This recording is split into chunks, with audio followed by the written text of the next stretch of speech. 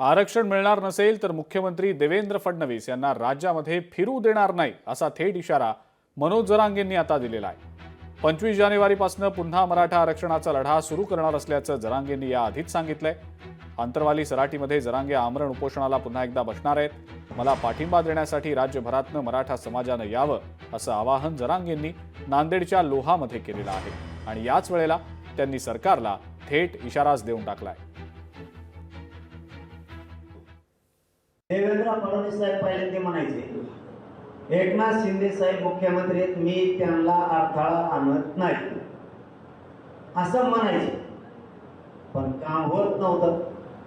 आता तुम्ही अडथळा आणत नाहीत ना, आता मुख्यमंत्रीच तुम्ही, आता मराठी बांधला अडथळा कोण?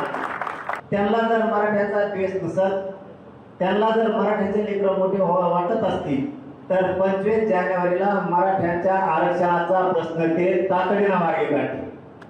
आणि जर त्यांच्या मनात द्वेष आणि आकाश मराठ्यांविषयी असला तर ते काढणार नाही।